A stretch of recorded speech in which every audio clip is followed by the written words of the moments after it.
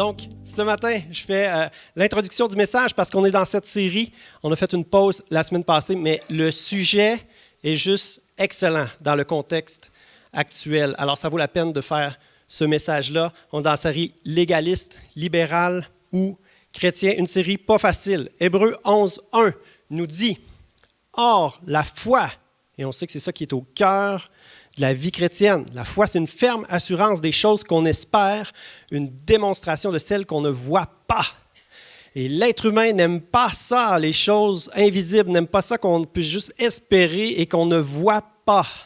Alors cette série-là, c'est à ça qu'elle nous amène, de ne pas regarder aux règles religieuses légalistes, à ne pas regarder au plaisir de ce monde comme le libéral, mais de regarder à Jésus, regarder à des choses invisibles et le laisser diriger notre vie dans tous les aspects pratiques. On veut la vraie affaire. Amen? Alors, un petit tableau récapitulatif de ce qu'est le libéral et le légaliste. On a vu les exemples dans l'histoire du fils prodigue. On a vu le frère, le fils prodigue qui était libéral et le frère du fils prodigue qui était légaliste. On a vu ce message-là. Et le libéral, jeune homme riche, les chrétiens antinomiens qui rejetaient complètement toute règle, toute discipline. Pour eux, Dieu, c'est juste un plus pour te faire réussir. Un petit bonus qui s'ajoute à ta belle vie. C'est un grand-papa gâteau. Ses obsessions, droit et liberté de l'individu et surtout l'individu qui est lui-même. Du bon? Oui, il y a du bon. C'est pas pour rien qu'ils se font séduire. On se fait séduire, les chrétiens, d'un bord ou de l'autre. Ce qu'il y a de bon, c'est qu'effectivement, Dieu nous veut heureux et libres. Amen? Dieu nous aime et sa grâce nous couvre. Amen? L'affaire, c'est tout le temps le déséquilibre, la trop d'emphase sur certains bons éléments et on échappe certains moins bons. Un mensonge à dénoncer, ce monde ne pourra jamais te combler. Son péché, il est égocentrique. Puis souvent, il va regarder de haut les autres chrétiens. Il se croit plus intelligent, plus terre-à-terre, plus capable de connecter avec les non-chrétiens. Il y a de l'orgueil qui s'installe. Le légaliste, pour sa part, on a beaucoup d'exemples dans la Bible. Et c'est bon de rappeler que dans le temps de Jésus, il s'est battu beaucoup contre les Juifs légalistes religieux. Aujourd'hui, le problème, ce serait plus libéral. Donc, dans la Bible, on trouve beaucoup d'éléments concernant le légalisme, mais aujourd'hui, c'est peut-être plus l'aspect libéral qu'on aurait besoin d'enseignement. Donc, le légaliste chrétien judaïsant, Dieu est un juge sévère et un maître exigeant. Son obsession, il aime les directives, il aime performer dans tous les commandements, les principes, les standards. Il aime ça que ça soit bien clair puis qu'il puisse faire une checklist de choses pour plaire à Dieu. Qu'est-ce qu'il y a de bon? Dieu est saint et redoutable. C'est vrai. Il a peut-être oublié par contre que c'est les démons qui tremblent. Les démons croient et ils tremblent. Mais le chrétien n'est pas appelé à constamment être dans la crainte et trembler devant Dieu. Mais il a raison. Une bonne piété spirituelle, extrêmement important et nécessaire à la croissance du chrétien. L'apôtre Paul va donner l'exemple d'un athlète. S'il veut gagner, il faut qu'il s'entraîne. Il va donner l'exemple d'un guerrier. S'il veut survivre, il faut qu'il s'entraîne. Donc, extrêmement important. Un mensonge à dénoncer, Dieu ne t'aimera pas plus si tu performes. C'est ça qu'il ne saisit pas, l'amour inconditionnel de Dieu et la valeur qu'il a en Dieu. Tu ne peux pas augmenter en étant un bon chrétien. Tes œuvres personnelles que tu veux faire, ce ne sont pas les œuvres de Dieu.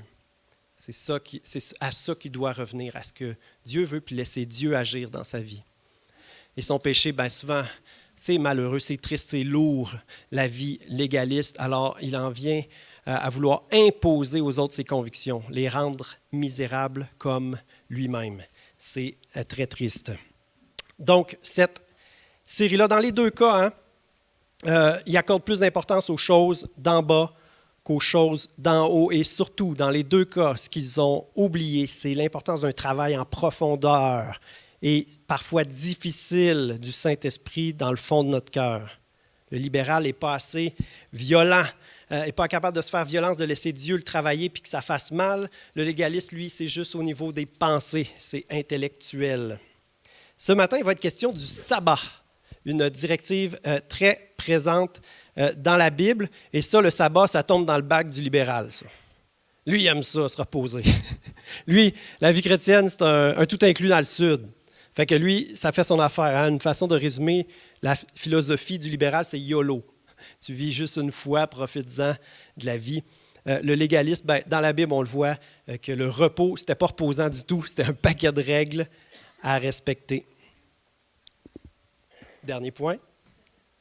Ce qui est arrivé, dans le fond, c'est que les autorités juives, les chefs religieux, les enseignants voulaient obéir à la lettre à des centaines de règles, mais avaient oublié l'esprit qui est derrière et tout le sens que c'est supposé avoir au-delà des directives. Ils avaient oublié que Dieu veut une soumission par amour, par reconnaissance, en esprit et en vérité. Donc, c'est des éléments qui sont invisibles. Dieu prend plaisir au cœur. Amen. Alors, je cède la place à ma merveilleuse épouse. Soyez bénis. On peut l'accueillir ensemble ce matin?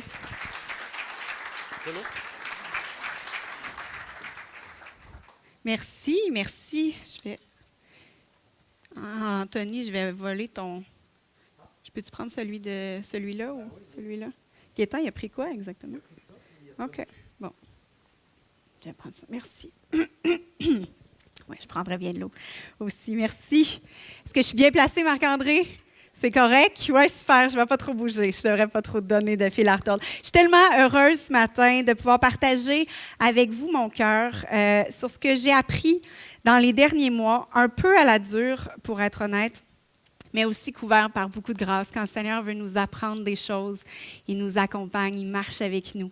Il travaille notre cœur, puis ça fait mal, mais il y a une paix, puis il y a une grâce aussi à travers ça. Le Seigneur a parlé vraiment dans les derniers mois à mon cœur, alors que je me suis retrouvée soudainement vraiment fatiguée, profondément fatiguée, avec plus aucune envie de faire même les choses que j'aimais le plus. J'avais soudainement très peu de joie, puis une sorte de lassitude profonde. Puis j'étais consciente que c'était surtout une fatigue émotionnelle, c'était pas physique. Donc, il ne me suffisait pas juste de dormir un peu plus pendant quelques jours pour régler ça. C'était plus profond. Puis je comprenais que c'était plus sérieux aussi. Un des éléments déclencheurs qui m'a fait comprendre qu'il y a quelque chose qui allait vraiment pas à l'intérieur de moi, c'est une prédication qu'une amie m'a envoyée, je vais y faire un petit clin d'œil, au sujet du repos. Et elle ne le savait pas du tout, mais était clairement inspirée par le Saint-Esprit. Et la personne qui prêchait dans ce qu'elle m'a envoyé expliquait qu'elle était pas mal plus brûlée à l'époque où elle donnait une étude biblique le mercredi soir devant 20 personnes à son église, que maintenant qu'elle avait un ministère international et des bureaux dans plus de 18 pays. Comprenez? Il y a comme une cloche qui a sonné, une grosse cloche qui a sonné dans mon cœur. Je me suis dit, effectivement, c'est pas normal que je me sente comme ça. C'est pas ce que Dieu a prévu pour moi. Puis si je suis fatiguée avec si peu, comment il va pouvoir m'en confier davantage? Alors peut-être que ça sonne une cloche pour vous aussi. Merci. Peut-être que vous avez l'impression, vous aussi, de courir tout le temps, d'en avoir plein les bras. Vous vous sentez un peu à bout de souffle. Votre horaire est vraiment rodé au quart de tour toute la semaine. Vous avez une liste de responsabilités interminable. Mais en fait, il n'y a pas d'espace pour les imprévus, pour voir des amis que vous avez le goût de voir, pour certains rêves que le Seigneur a peut-être déposés dans votre cœur, mais il y a vraiment pas, vous n'avez pas de temps à y consacrer. Vous avez peu de paix, si vous êtes honnête. Puis secrètement, vous rêvez de pouvoir partir en voyage bien loin et très longtemps. En Beauce, j'ai découvert quelque chose de fabuleux. Il y a vraiment une culture ici de gens travaillants, très travaillants. Ça m'impressionne.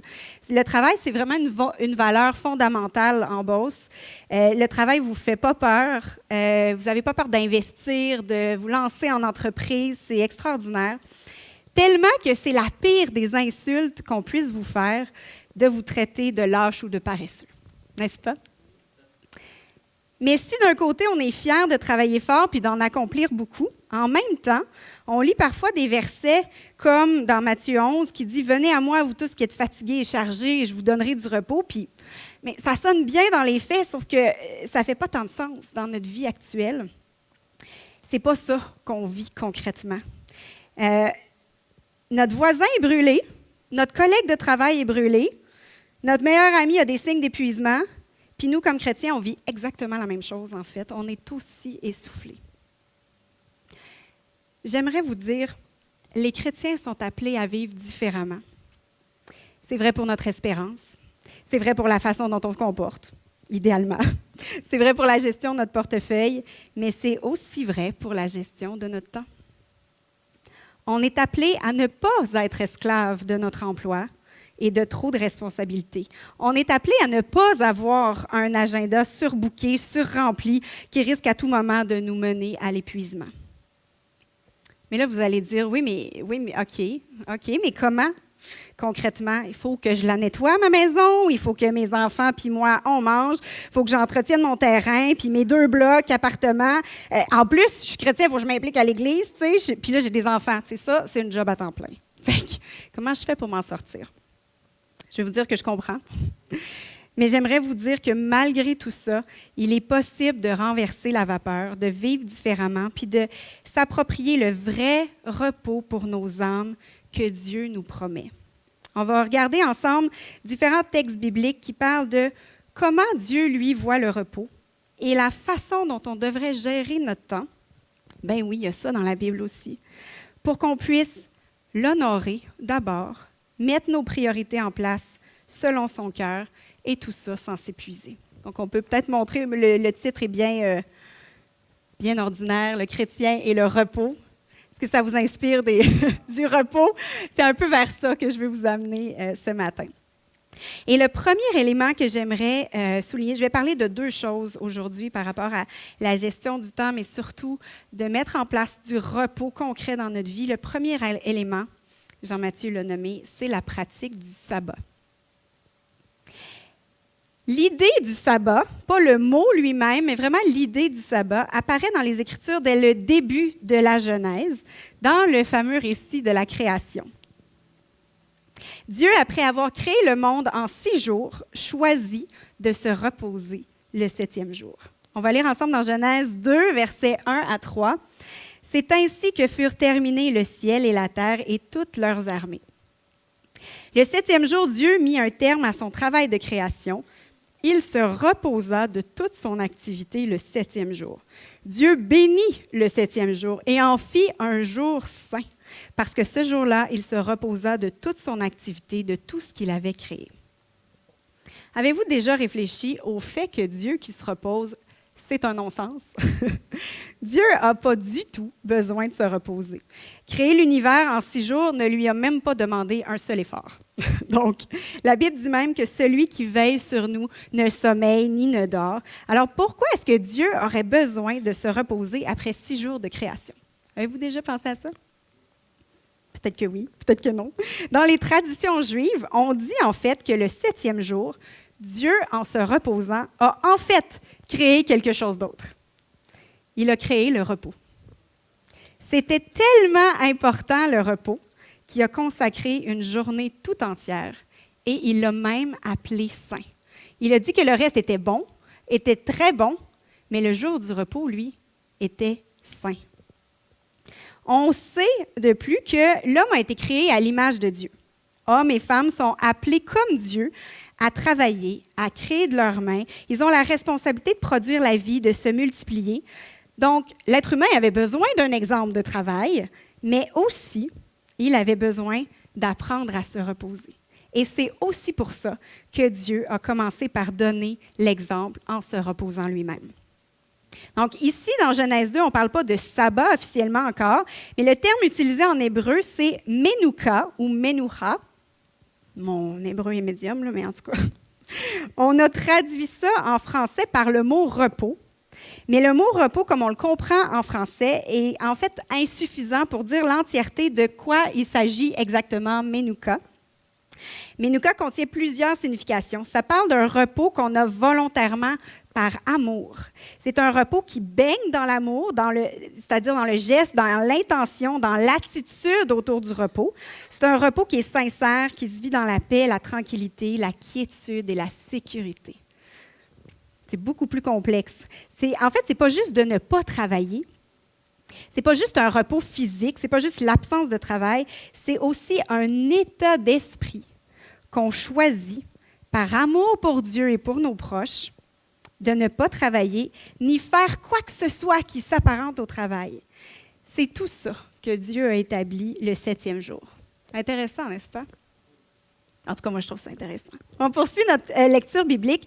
La mention du mot sabbat, que les Juifs appellent Shabbat, apparaît officiellement dans Exode 20, alors que le peuple d'Israël est libéré d'Égypte. On connaît généralement l'histoire. Le peuple d'Israël se retrouve dans le désert, rencontre Dieu, son Dieu qui l'a délivré et qui veut faire alliance avec lui. Et c'est à ce moment-là que Dieu donne les 10 commandements au peuple juif et le sabbat apparaît comme étant le 4e commandement. On va lire dans Exode 20, 8 à 11.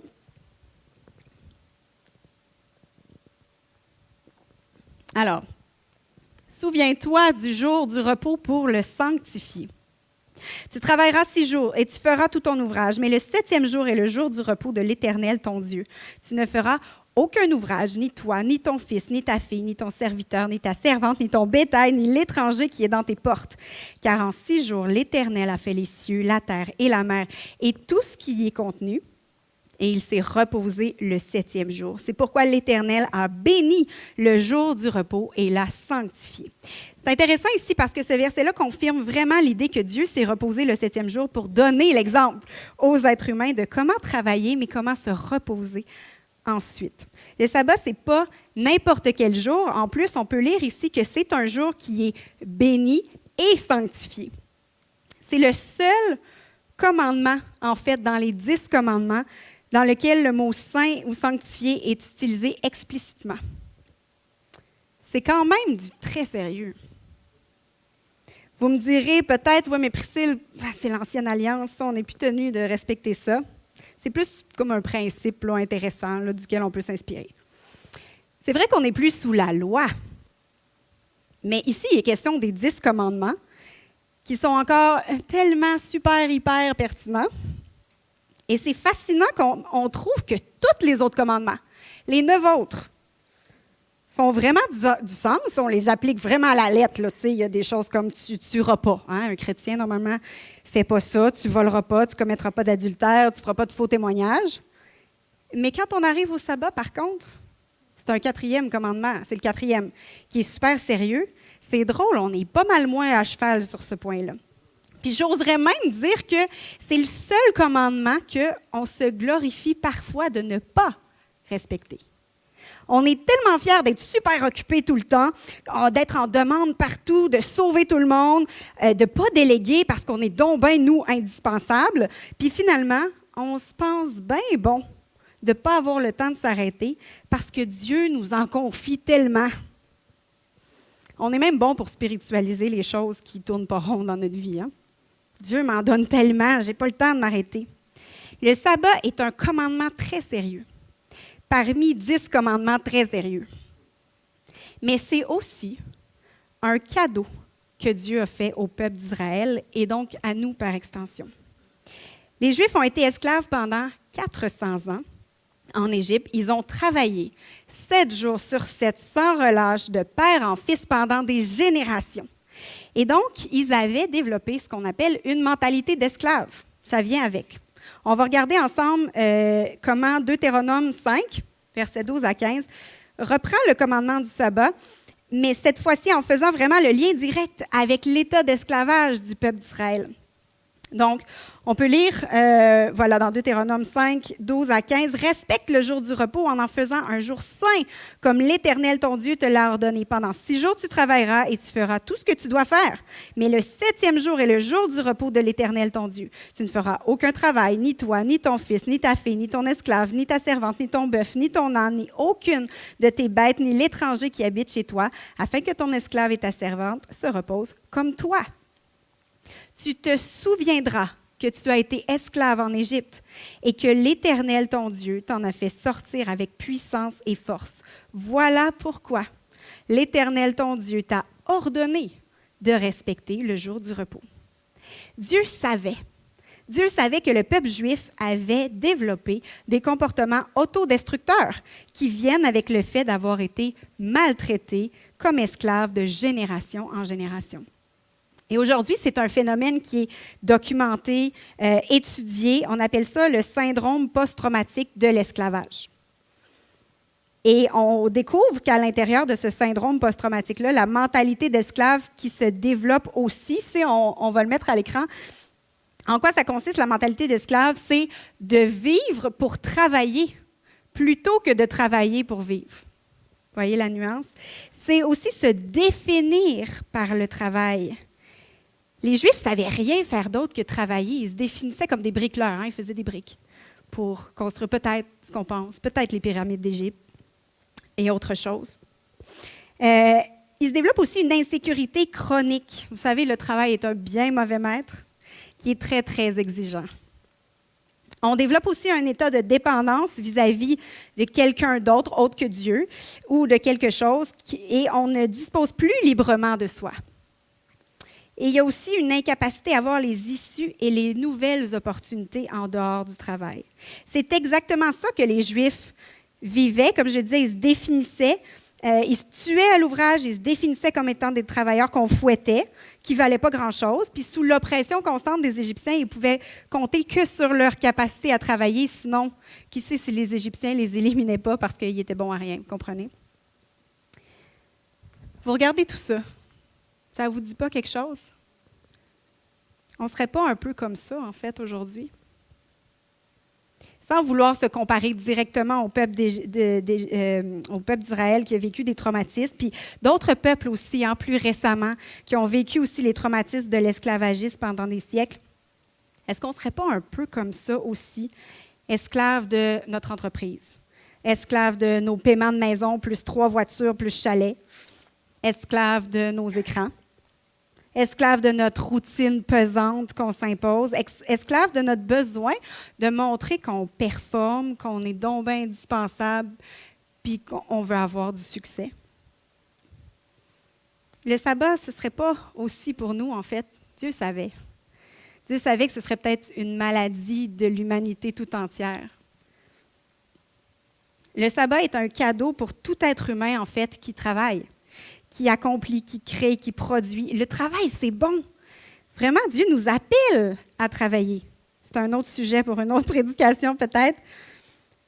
Le travail, c'est bon, mais Dieu savait qu'il y avait ce danger-là, qu'on devienne progressivement esclave du travail, que le travail devienne même une idole dans notre vie.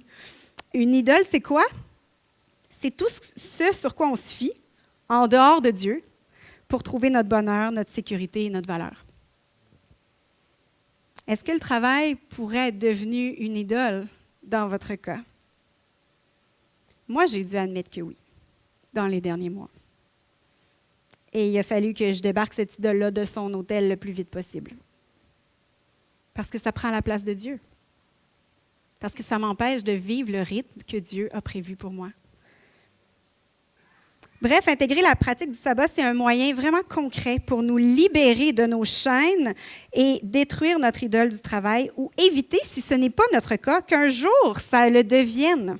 On peut travailler en prévention, pas juste comme constater que cette idole-là est là, faire « Oups, je vais l'enlever ». On peut prévenir plutôt que guérir.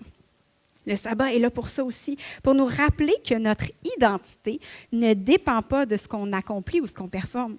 Notre identité se trouve seulement et seulement, c'est tout ce qui compte, dans le fait qu'on est fils et fille du roi de l'univers qui peut pleinement s'occuper de nous et en qui on peut complètement s'appuyer. Le psaume 127, versets 1 et 2, je le trouve si doux.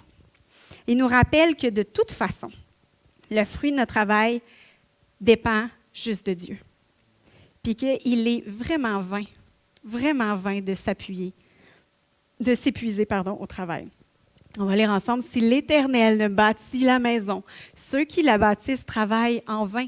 Si l'Éternel ne garde la ville, celui qui garde veille en vain. En vain, vous levez-vous très tôt le matin, vous couchez-vous tard et mangez-vous, j'aime bien cette expression-là, le pain de douleur. Il en donne autant à ses bien-aimés pendant leur sommeil. Même si on travaille moins, Dieu veille quand même. Dieu veille à nos besoins, même quand on dort. En vain, s'épuise-t-on. Donc, en résumé, quand on choisit le sabbat par amour pour Dieu et la conscience de comment il nous a créés, il nous a créés pour le sabbat aussi. Quand on prend un vrai 24 heures de repos, je ne l'ai pas dit, là, mais le principe du sabbat, c'est un 24 heures de vrai repos par semaine, physique et mental. Qu'est-ce que ça donne? Qu'est-ce que Dieu avait concrètement en arrière de la tête? On va le montrer à l'écran. Il y a plusieurs points. J'ai vraiment résumé, mais ça nous empêche d'abord de s'épuiser. Le sabbat est un excellent antidote au burn-out. Ça évite aussi que notre cœur soit plus attaché à notre travail ou à nos performances qu'à Dieu. Ça remet les choses en place.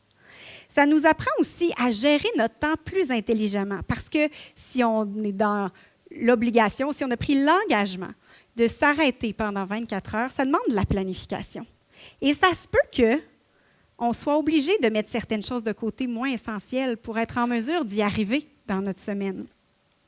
Prendre 24 heures de pause, ça demande de la préparation, ça demande peut-être de déléguer, de mettre des choses qui ne sont pas importantes de côté, mais ça nous permet de moins perdre du temps dans ce qui n'est pas très important. Ça permet de chercher aussi la direction du Saint-Esprit. Qu'est-ce que tu veux vraiment que je fasse? Et qu'est-ce qui est superflu à la lumière du fait que je veux m'arrêter 24 heures? Ça permet aussi de savourer ce que Dieu nous donne, notre famille, nos amis, passer du temps vraiment avec eux en mettant tout le reste de côté. Ça permet de savourer même, je vais le dire, oui, le matériel que Dieu nous donne. On peut en profiter, on a un beau chalet, allons-y. Ça permet d'avoir du plaisir. Des fois, c'est fou, les chrétiens, on est ceux qui ont le moins de plaisir dans la vie. On court partout, on est encore plus occupés que les autres parce qu'il faut aller à l'église, parce qu'il faut s'impliquer à l'église, parce que Dieu veut qu'on ait du plaisir. Ça permet de prendre le temps. Ça permet aussi de s'arrêter vraiment pour penser à Dieu, pour ce qu'il a fait, pour passer du temps avec lui. On va en reparler, mais le sabbat est aussi à propos de passer du temps avec Dieu. Et c'est un acte de foi concret. Prendre 24 heures de repos comme Dieu nous l'a indiqué par un sabbat actif, c'est comme dire, Seigneur, je te fais confiance que si aujourd'hui je ne travaille pas, je n'ouvre pas mes courriels, je ne m'inquiète pas de ce qui se passe dans le monde, toi, tu continues d'être à l'œuvre. Tu es omnipotent, tu es capable de pourvoir à mes besoins, de veiller à toute chose dans ma vie, même quand je ne suis pas actif. C'est toi qui contrôles tout, ce n'est pas moi.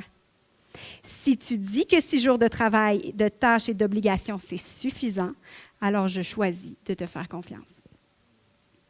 Les équations de Dieu, vous savez, sont toujours très, très majoritairement illogiques pour la compréhension humaine. C'est comme pour la dîme. Si je donne fidèlement à Dieu, on en a parlé il y a 2 semaines, j'ai pas moins, j'ai plus. C'est la même chose pour la gestion de notre temps. Si je travaille moins et que je choisis intentionnellement le repos, ça se peut que je trouve plus de temps finalement pour faire ce que j'ai à faire. Ça va aller beaucoup mieux dans mon travail puis ma to-do list.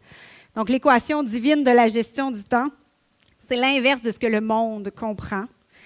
Moins d'efforts compulsifs, combiné à plus de confiance en Dieu via, entre autres, l'application du sabbat, égale liberté et repos. Le monde pense exactement le contraire. Plus de travail, plus d'efforts compulsifs, je n'ai pas besoin de confiance en Dieu. Ça donne beaucoup moins de liberté et très peu de repos et de paix intérieure. Pardon? On est moins performant, effectivement. En plus, on est moins performant quand on travaille compulsivement parce qu'on est brûlé, de toute façon. Mais vous savez, le sabbat ne devrait pas être quelque chose à cocher en plus sur notre to-do list là, déjà longue. Ce n'est pas supposé non plus être une petite parenthèse dans notre semaine parce que Dieu l'a dit, puis là, il y a une prédication là-dessus, on n'a pas trop le choix. C'est plutôt censé être ce qu'on appelle le climax, le moment le plus attendu, le plus désiré et le plus délicieux de notre semaine. On devrait le comprendre comme étant le point de départ d'une nouvelle semaine pour pouvoir ensuite travailler à partir d'un état de repos. Et non pas que le sabbat soit juste une petite gâterie si on trouve qu'on a bien travaillé, qu'on le mérite. Là, on le mérite. Là, on a un petit peu de temps pour ça. Vous savez, le sabbat, ça ne se mérite pas de toute façon. C'est un cadeau que Dieu nous fait. C'est à nous de le saisir. Vous comprenez la différence? D'ailleurs, c'est un autre point sur le pourquoi de Dieu s'est reposé le 7e jour alors qu'il n'en avait pas besoin. Vous savez, l'être humain, avez-vous déjà pensé à ça? L'être humain, Adam en l'occurrence, a été créé le 6e jour. Et donc, quel a été officiellement le premier jour de la vie d'Adam? Le 7e jour. Un jour de repos.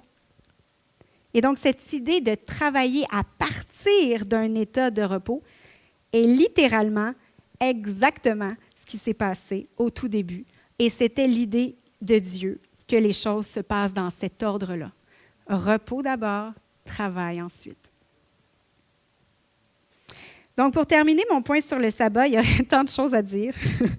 J'ai vraiment fait beaucoup de recherches. J'ai lu énormément sur le repos dans les derniers mois. J'aimerais juste vous dire concrètement, en fait, je voudrais vous donner concrètement quelques pistes pour réfléchir à la planification de votre sabbat. Vous savez, on n'a pas à être... c'est pas un poids qu'on a à se mettre sur les épaules. Et donc, le sabbat peut être différent d'une personne ou d'une famille à l'autre. Le but, c'est pas de s'emprisonner comme les Juifs ont fini par le faire, à force de restrictions pas reposantes du tout, finalement. Donc, vous avez le droit de déplacer un livre d'une étagère à l'autre pendant votre jour de sabbat. Vous pouvez même guérir un lépreux si le Seigneur vous pousse à faire ça. Jésus ne s'est pas gêné pour le faire, lui, pendant le sabbat. Donc, je vous encourage à le faire si vous vous sentez poussé à le faire. Mais en quelques points, ce que je vous encourage à faire, si vous sentez que le Saint-Esprit vous parle sur hey, peut-être que ça ferait du sens pour moi aussi.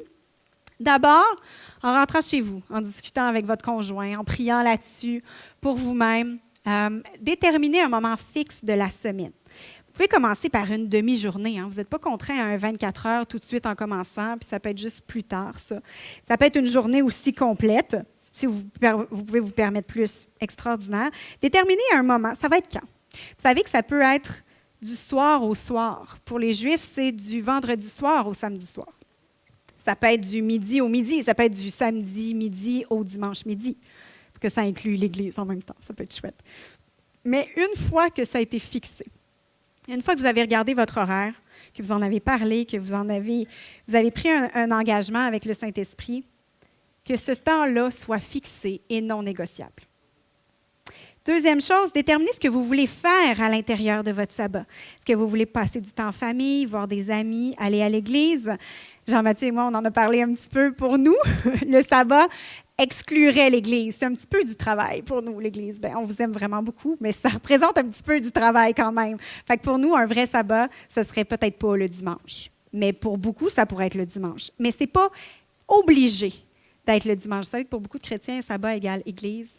Ça peut être le cas. Ce n'est pas obligé d'être le cas. Est-ce que vous voulez faire des sorties, des activités? Dans le fond, le critère, c'est tout ce qui vous apporte de la joie, qui vous apporte des connexions, qui vous apporte du repos et du plaisir. Si ça produit la vie en vous, alors c'est bon pour le sabbat. C'est ça que Dieu avait en tête. Mais c'est bien aussi de déterminer qu'est-ce que vous ne voulez pas faire. Parce qu'il y a toutes sortes de choses qui vont se présenter à vous. Et donc, il va y avoir des parties de famille d'organiser où finalement le travail va vous demander de rentrer votre journée de sabbat. Il faut déterminer ce qu'on veut faire, mais ce qu'on ne veut pas faire. Donc, idéalement, rien qui s'apparente au travail ou à des obligations qui sont un peu pénibles pour vous. Si vous travaillez toute la semaine sur votre ordinateur, ça peut être une excellente idée de décider d'enfermer votre ordinateur dans une armoire la journée du sabbat et de ne pas y toucher. Si vous faites des exercices physiques durant la semaine, mais un peu, tu sais, parce que j'ai pas le choix là, si je vais être en forme, bien, faites pas d'exercice le jour du sabbat. Mais si au contraire, vous aimez vraiment faire du plein air, bien, montez une montagne le jour du sabbat. Pour quelqu'un, ça procure beaucoup de joie, pour quelqu'un, pas du tout. Alors, notre sabbat n'est pas obligé de ressembler, comme on disait, à la même chose que notre voisin. Est-ce que vous aimez cuisiner? Est-ce que pour vous, cuisiner, c'est un plaisir ou une corvée? Si c'est une corvée, c'est une bonne idée de cuisiner d'avance pour ne pas avoir à cuisiner le jour du sabbat. Par expérience, j'aimerais me permettre de faire une très forte recommandation, celle de déconnecter des réseaux sociaux et des écrans le jour du sabbat. Puis ça, c'est prouvé de 1000 façons. Là. Pour se reposer vraiment, il faut fermer nos écrans. Et ça va être tellement ressourçant pour votre cerveau, pour votre santé mentale de le faire. Puis une journée par semaine, là, déconnecter des écrans, là, c'est vraiment le minimum si on veut prendre soin de nous. Quatrième point, choisir un état d'esprit. Ça a l'air drôle à dire, mais comme je le disais tantôt, le sabbat, ce n'est pas juste l'absence de travail, c'est aussi un état d'esprit. Dans les traditions juives, on dit qu'on entre dans le sabbat en mettant aussi de côté nos querelles, nos colères, nos frustrations.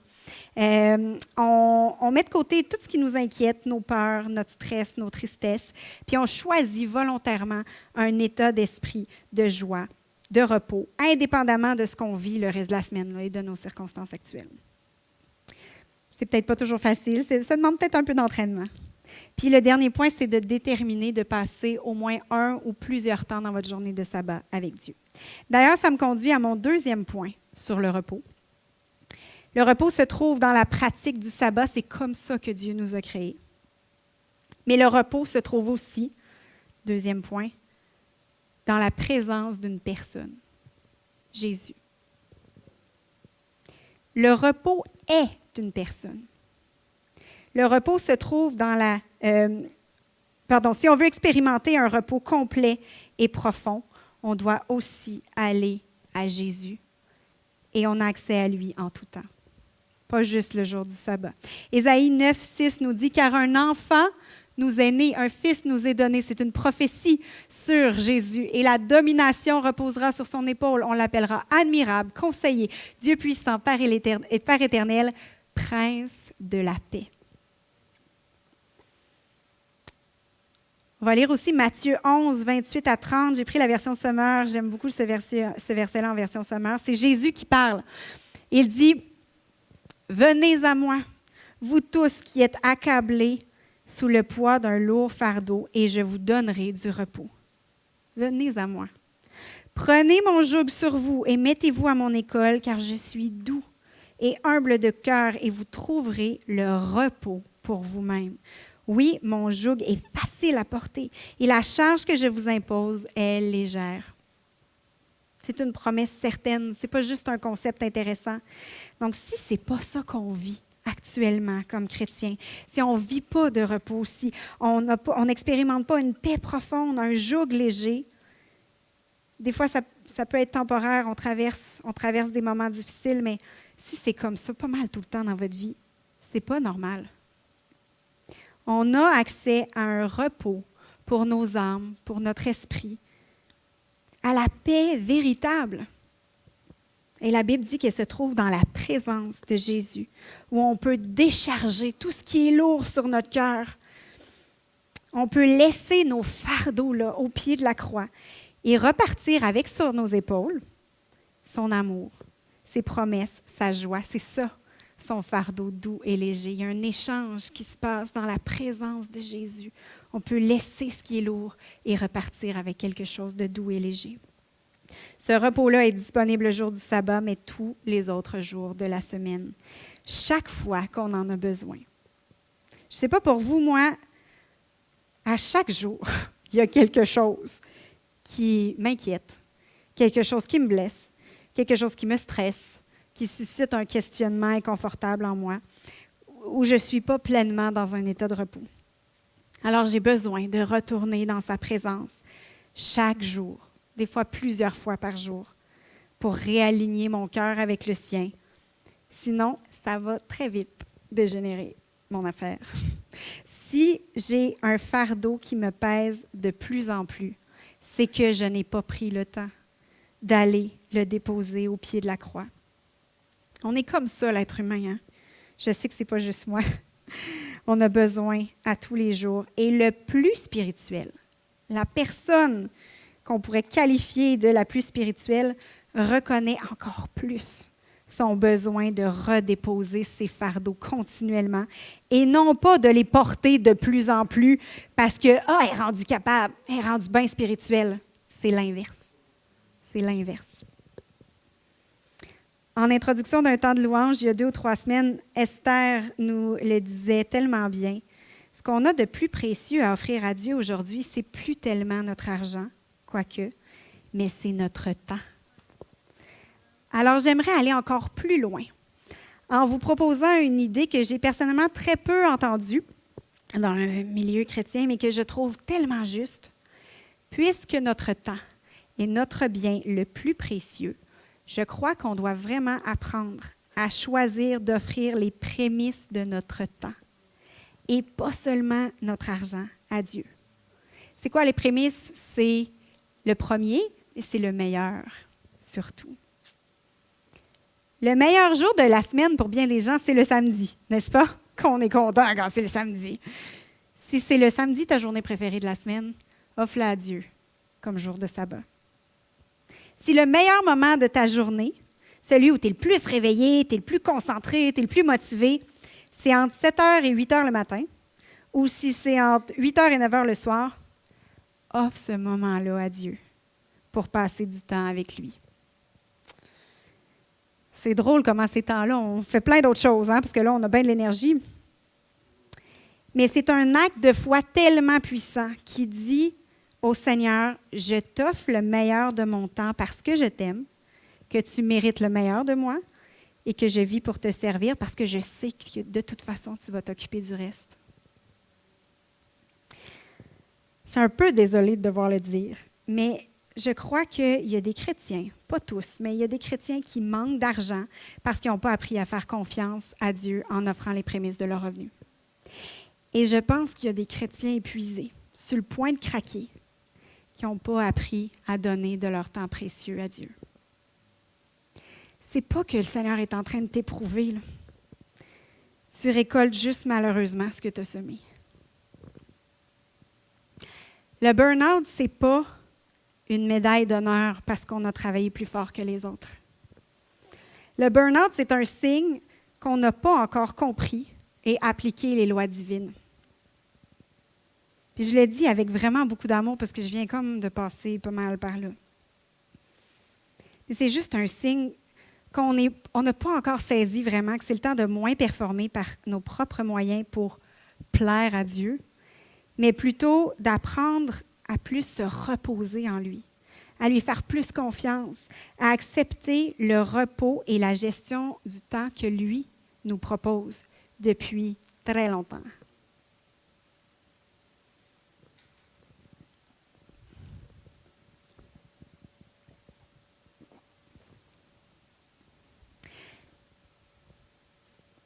Je pense qu'il y a certains d'entre vous, en ce moment même, vous m'entendez parler, et ce qui tourne un peu dans votre esprit, c'est un mensonge qui va un peu comme suit.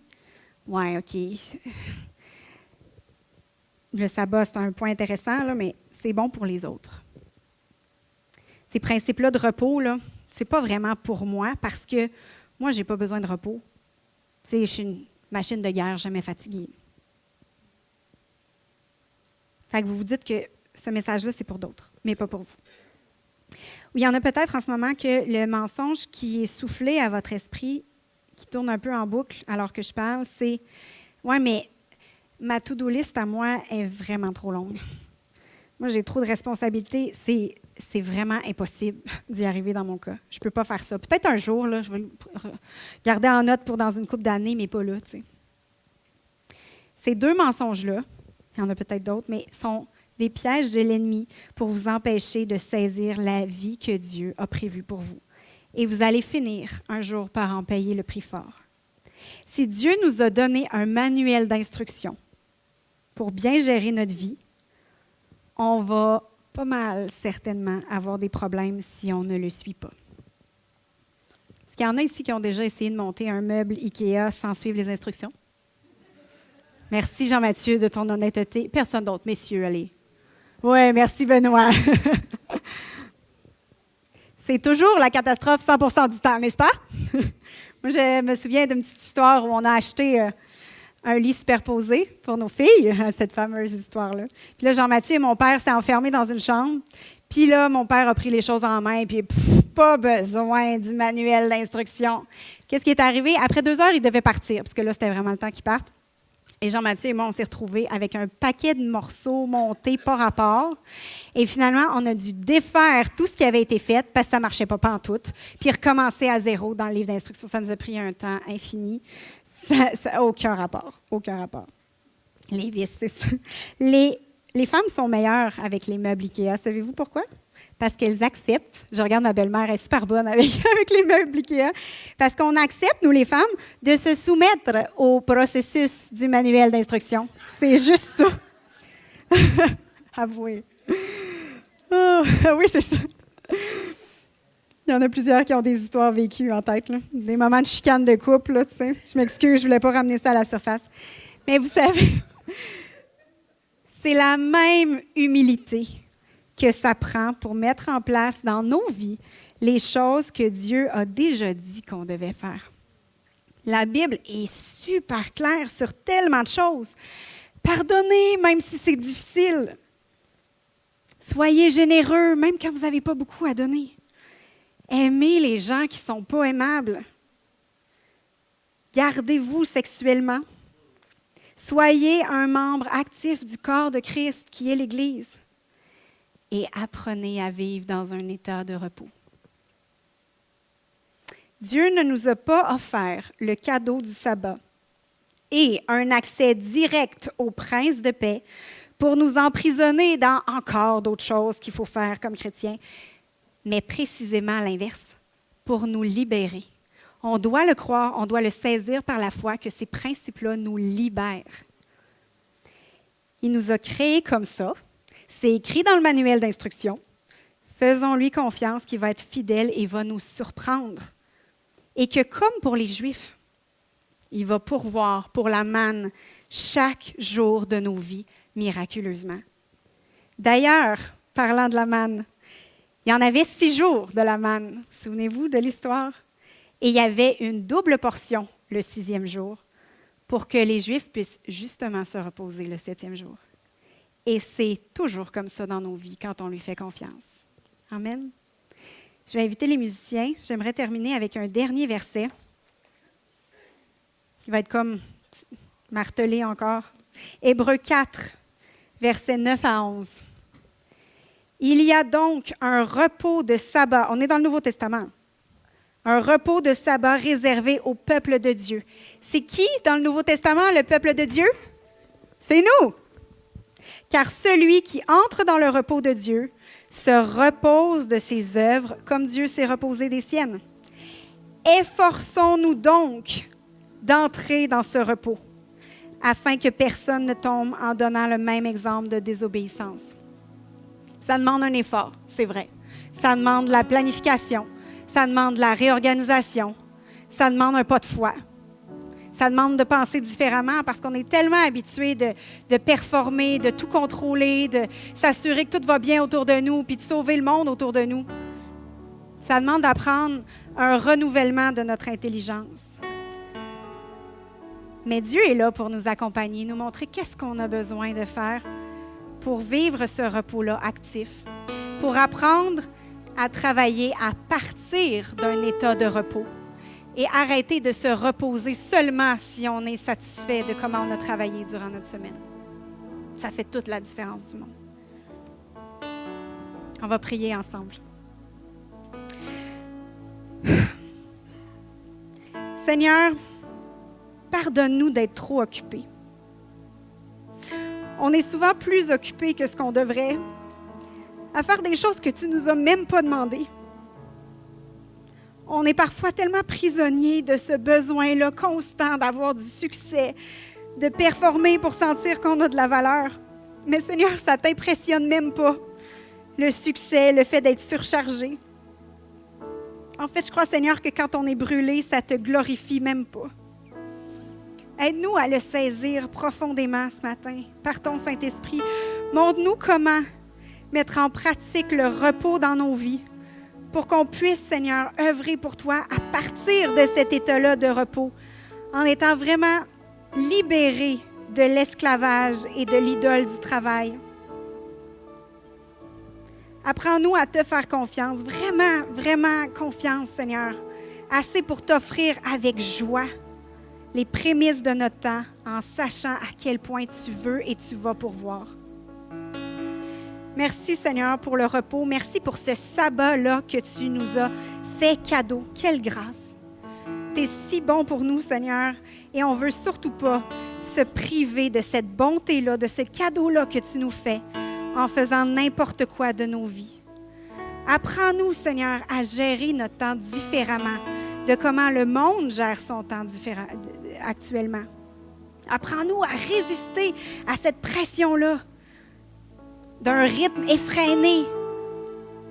Et si, Seigneur, on sent un poids actuellement, on sent qu'on aurait donc bien besoin de vacances, on ne sait pas comment se libérer de notre liste de tâches, de nos responsabilités, Seigneur, par ton Saint-Esprit, viens illuminer, viens mettre en lumière ce qui peut être mis de côté, ce qui peut être délégué, ce qui n'est pas important, Seigneur, pour que notre horaire de la semaine ressemble à ce que tu as prévu pour nous, Seigneur. Sois le maître de notre temps éternel pour ta gloire. Amen.